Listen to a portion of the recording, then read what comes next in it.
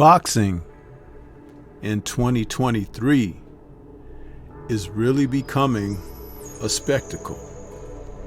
And as we move forward, this just being the month of February, we're already being indoctrinated into quality, high caliber excitement in the sport. Just as we saw this past Saturday, February 4th. This past Friday, February 3rd. I'm getting my dates mixed up here. Maybe they knocked me out too. I don't know, but it's been exciting to watch these matches. Emmanuel Navarette took on Liam Wilson for super featherweight championship of the WBO, and they didn't disappoint with their action. But there's also controversy attached to it. So let's talk about it a little further.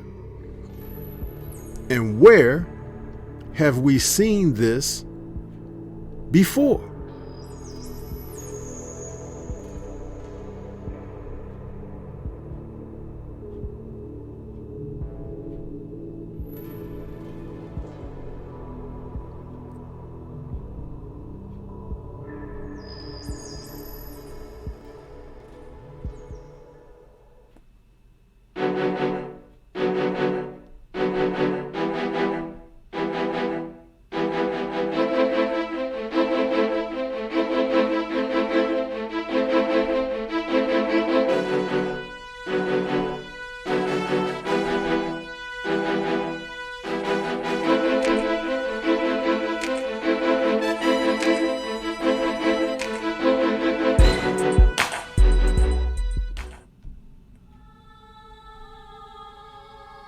Boxing and controversy.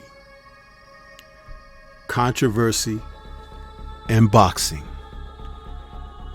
seems to go hand in hand in the sport, and we're seeing so much of it that time doesn't even lapse much before we revisit concepts, before we revisit circumstance, before we return to that of familiarity once again. And here we have more controversy out of this fight between Emmanuel Navarette and Liam Wilson. But this time, it's really not the fighters. No, it's the circumstances surrounding the fighters and the fight that they had. What are we talking about here? In a stellar matchup that saw these two men come together, fighting for the WBO super featherweight title, it was a crowd-pleasing, action-oriented fight that saw a contrast of styles, where Navarette, who typically comes in with his, I call it a new modern drunken master type style, often like Emmanuel Burton from a generation ago. He has an unorthodox method to how he attacks, how he produces offense, sometimes even stumbling over his own feet.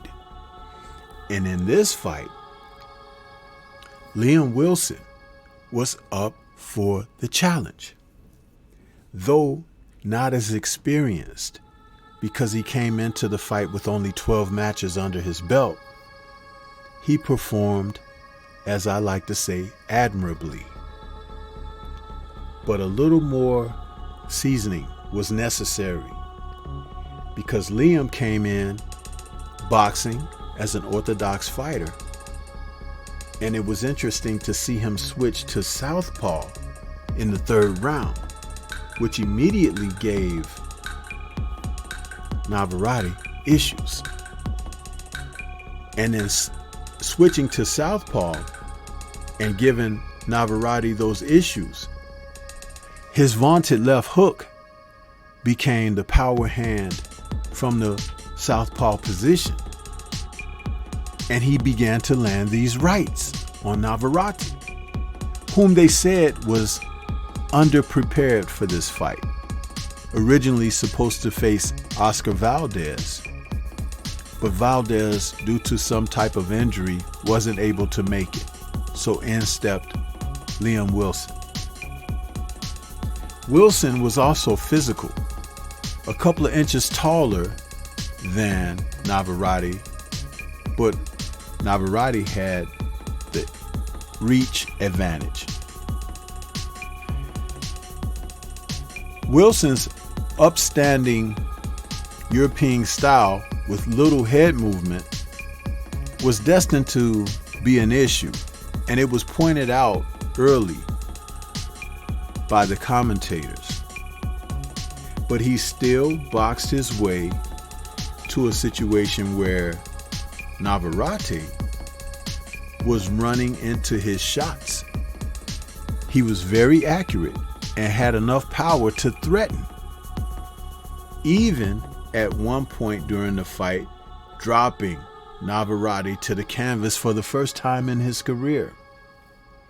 Now that was what was really interesting. In the fourth round, seeing him land a series of shots in combination that had Navarette on the canvas. But there is where the interesting things began to take place, people. Now, Navarette went down, but he endured what we've come to know as the proverbial long shot count. Think about it like this. Referee Chris Flores took it upon himself to not only give Navarette extra time, 30 seconds to be exact, but he gave him par grave for spitting out his mouthpiece during the count. It wasn't like his mouthpiece fell out of his mouth. Navarette spit the mouthpiece out. That should be a point deduction. But Mr. Flores didn't elect to take a point. He simply grabbed the mouthpiece, continuously asked Navarette, was he okay? And asked him again if he was okay. And asked him again if he were okay. Now, what's wrong with this? Buying time for a fighter who's hurt and also who may be considered the house fighter. Where have we seen this before? Where have we heard of this before? Right here in boxing. Now, Mr. Flores, who is from Arizona, and he is refereed and judged boxing for the Arizona State Commission. And he has worked in mixed martial arts and participated in mixed martial arts and Muay Thai. He is the head referee for the United States Muay Thai Association in Arizona. What I'm getting at is this. Mr. Flores sought favor in Emmanuel Navarette being on the canvas. I said it. He gave Navarette time not only to recover, but he didn't call time in the round due to the mouthpiece coming out. So the clock ran, and it was late in the round. So by the time the fighters resumed, Wilson, who made an attempt to follow up on what was successful, actually threw the wrong type of punches in following up on Navarette. He was head hunting. Navarette was able to survive the round and return to his corner. Had Wilson followed up with body shots, because Navarette was in serious trouble,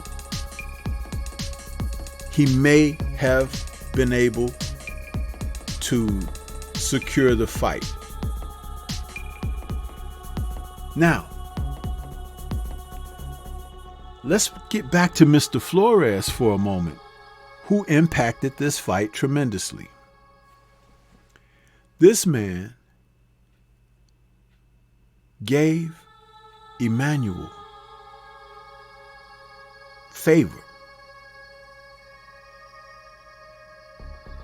And it immediately called to mind something that I had heard before. Very recent, to be exact. And that was when retired referee Carlos Padilla had given an interview at the Boxing Hall of Fame. And he spoke humorously of having shown a countryman of his, Manny Pacquiao, back in October of 2000 in a bout against Nidal Hussein. Pacquiao was down in the fourth round and in bad shape.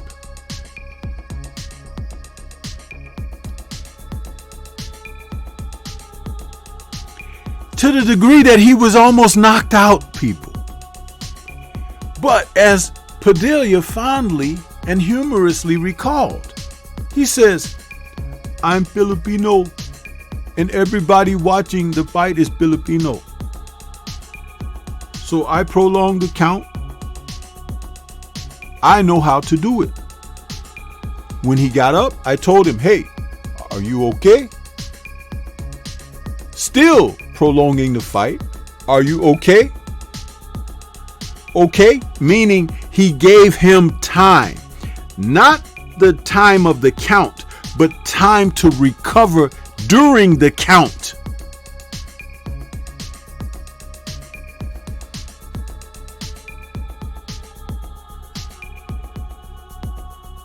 Corruption, people. Corruption.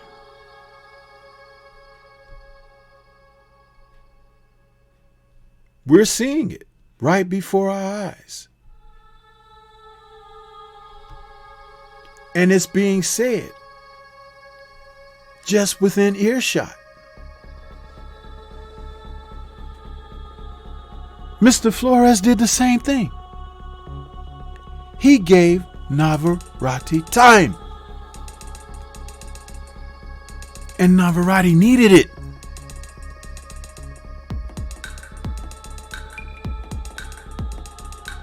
In the bout against Hussein, Padilla also deducted a point away from Nidal Hussein for an elbow, negating the knockdown, which should have been a knockout because Pacquiao was in such distress. He could have waved that fight off. Pacquiao was wobbling around the ring as if he had had 25 beers.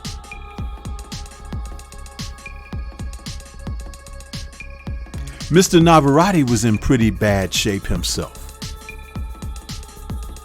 So where was the fair play in all of this? Fair play had taken a hike. And we're seeing so much of this that it's almost an insult to one's intelligence, to what's really happening here. Certain fighters in the sport are getting favor instead of referees and officials doing their job, deducting points when necessary,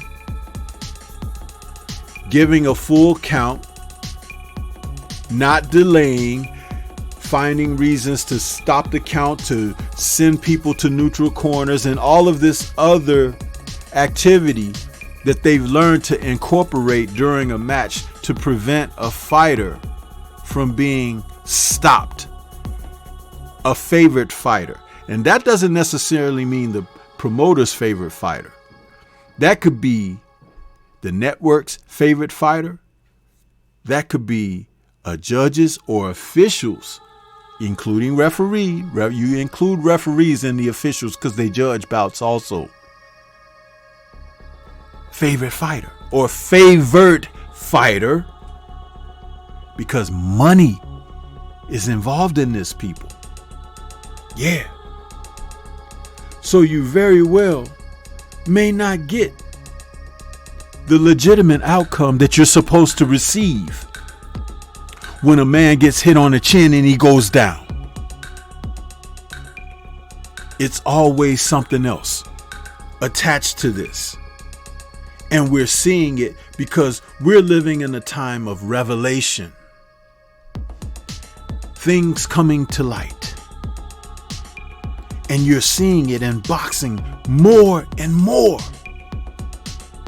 What are we going to do about this? Are we going to start holding these officials accountable for what they're doing? Do you think that we should? Someone should say something. 30 seconds?